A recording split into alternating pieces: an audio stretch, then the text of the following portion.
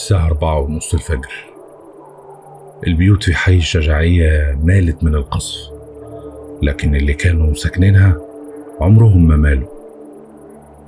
الناس كلها نايمة، صوت الأنفاس منتظم. ليلة هادية مرت بسلام على الجميع لحد دلوقتي. مفيش عيون مفتوحة غير عينين بس، عين مفتوحة من الخوف مش قادرة تنام، وعين مفتوحة من الانتظار مش هتنام غير لما اللي متخطط له يتحقق النهاردة. دبابات معسكرة قدام حي الشجاعية وخايفين يتقدموا متر واحد، ومجندين متراخية في خدمتها، وضباط نايمين أو بيتكلموا مع حبايبهم بيعرفوهم هم قتلوا كام شخص مدني أعزل من اللي كانوا جايين ياخدوا الطحين لأولادهم. وسط صوت الهدوء وسكون الليل وأصوات صرصور الحقل المريحة للأذن، طلعت طلقة من وسط البيوت اللي الاحتلال هجر أهلها قسرا علشان يعرف من خلالها يهاجم المقاومة. صوت الطلقة خلى اللي كان نايم صحي، واللي مطمن وماسك موبايله حس إن دي آخر ساعاته في الدنيا. حسوا إن برغم تسليحهم التقيل إلا إنهم مش هيروحوا بيوتهم النهاردة.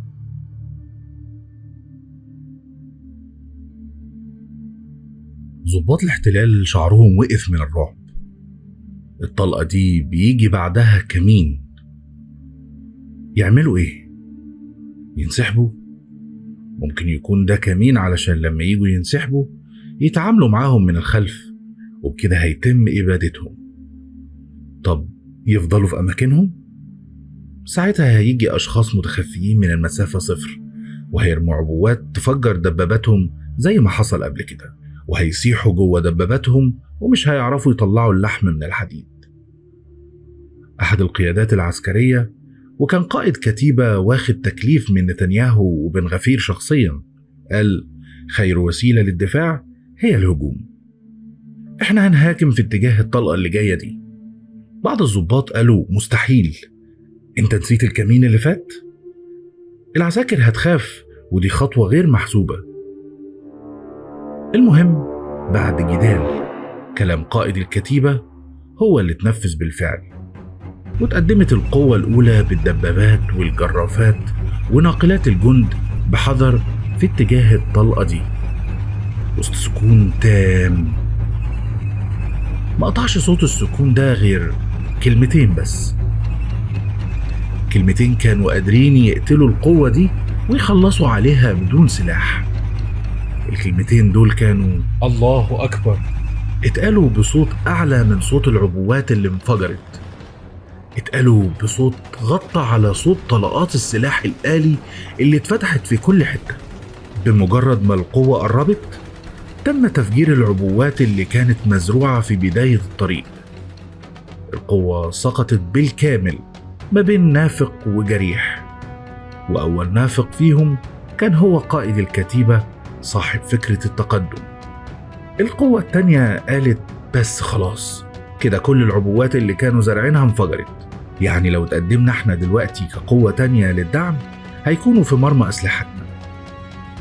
وبالفعل القوة التانية اتقدمت بدباباتها وناقلات جندها وهي بتغوص في دماء وأشلاء القوة الأولى.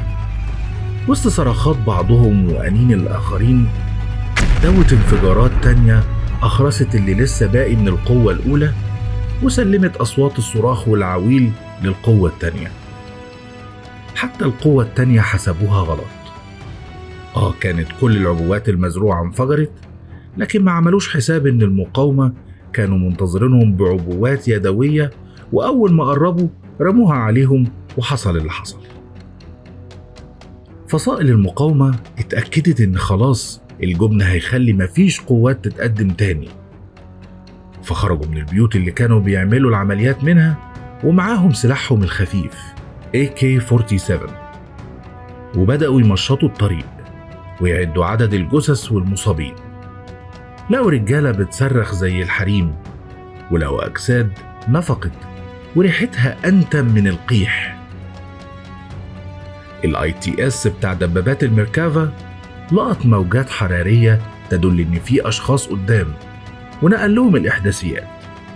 لكن القوات مش راضية، والعساكر قاعدة على الأرض بتبكي وخايفة، وقالوا مش هنتقدم ولا متر واحد بدون تغطية جوية ومدفعية. وبالفعل جه الغطاء الجوي، والمدفعية ابتدت تضرب على الإحداثيات اللي جابتها الدبابات. القوة الثالثة بتتقدم بحذر رغم النيران والمدفعية والغطاء الجوي، علشان فجأة من العدم يطلع بعض المقاتلين التابعين للمقاومة ويضربوا بعض الطلقات فتصطاد بعض الضباط والجنود، والباقي بيجروا وينسحبوا وسابوا زمايلهم اللي بيصرخوا قدامهم من الرعب. العساكر وباقي الضباط رموا سلاحهم واستخبوا في دباباتهم لحد النهار ما طلع، وسط حالات هلع وصرخات مكتومة. وصلت قوات للدعم وسمعوا شهادات تشيب من الجنود، اللي بيحكي انه كان واقف وفجأة لقى زميله اللي جنبه بيتقسم نصين، واللي بيقول شفت القائد بتاعي قدامي بيطلع لفوق لارتفاع 4 متر وبينزل على الأرض، وكل عضو في جسمه راح في مكان مختلف. المقاومة قالت حزينون لأننا لم نقتل القوات جميعا، وهذه رسالة لمن يتوهم بأنه يستطيع أن يأخذ قطاع غزة. هذا ما حدث لكم وأنتم فقط تتجهزون للزحف الكامل على غزة، فما بالكم إن دخلتموها بالفعل. بعض التقارير الإسرائيلية قالت إن رئيس الأركان إيال زمير حمل نتنياهو الذنب وقال له أنا قلت لك إن ده اللي هيحصل وما كانش ليه لازمة فتحة الصدر دي، وحرب زي دي في التوقيت ده وقصاد عدو شرس زي المقاومة يبقى احنا رايحين ننتحر. بعض الجنود أقسموا إنهم مش هيدخلوا غزة للزحف الكامل حتى لو تم قتلهم بالرصاص، مش هيدخلوا، وفي حاليا اجتماع لكامل قيادات الجيش علشان يدلوا برأيهم هل يلغوا مشروع اجتياح غزة بالكامل ولا لأ. ده يا صديقي ما كانش كمين، دي كانت رسالة إن أي دبابة هتحاول تتقدم في اتجاه غزة علشان اللي سموه الزحف الكامل هترجع متفحمة هي واللي جواها. الحصيلة المبدئية لكمين الشجاعية تبعا للتقارير الإسرائيلية نفسها 52 آلية عسكرية تم تدميرها بالكامل، 21 دبابة ميركافا، 19 ناقلة جند، 9 جرافات، 5 عربات إمداد، عشرات النافقين والمصابين من جنود الاحتلال، والبعض منهم اتحرق وساح واتفحم بالكامل داخل الآلية اللي كان راكبها.